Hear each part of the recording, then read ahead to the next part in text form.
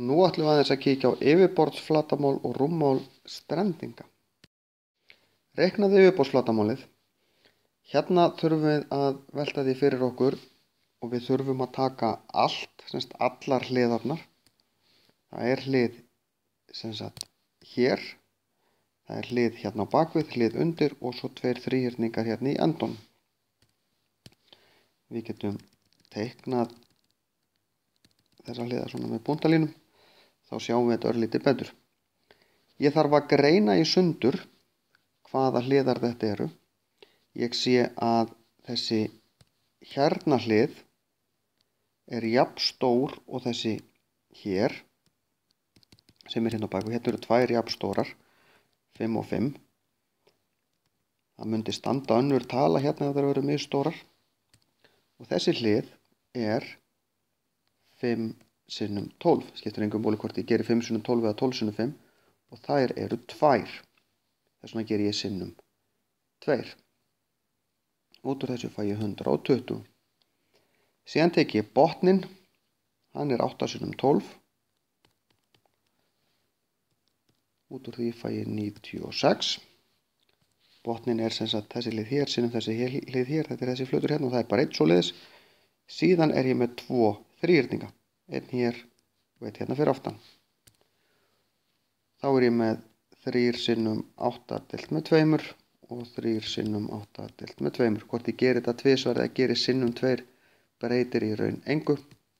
Út úr þessu kemur 12. Svo legg ég þetta allt saman. 240 sentimetrar. Að reikna yfirborðsflatarmál á svona mynd er alltaf spurningum að finna hliðarnar, passa að telja allar hliðar og gera hliðarnar ekki of oft. Kassi er 12 cm á breidd, 18 á hæð og 16 á lengd. Þetta er sem sagt ferstrendingur. Hér er mjög gagnlegt að teikna mynd. Og við getum farið að ruglast í hvað er hæð og hvað er lengd og hvað er breidd.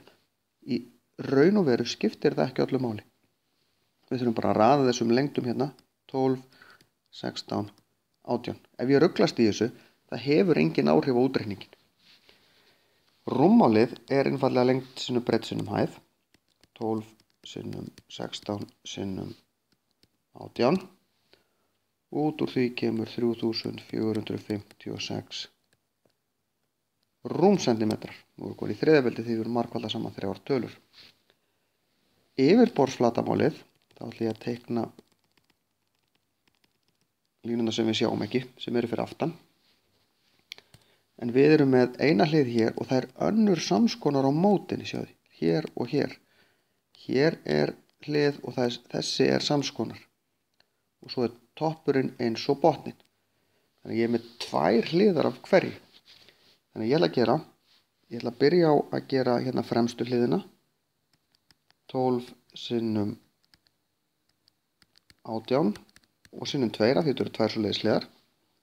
Svo ætla ég að gera hliðina hérna á hina hliðina.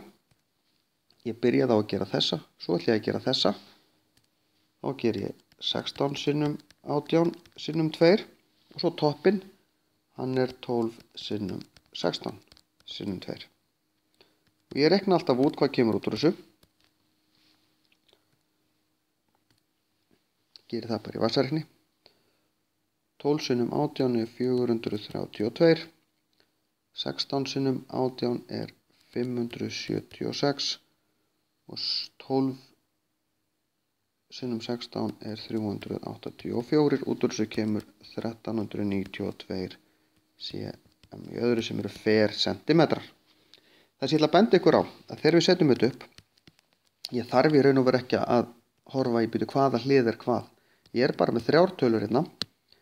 Alltaf, ég set upp 3 línur, alltaf sinnum 2. Síðan er bara 12 tvisvar, 18 tvisvar og 16 tvisvar. Aldrei, ekki nema eitthvað 2 tölur séu eins.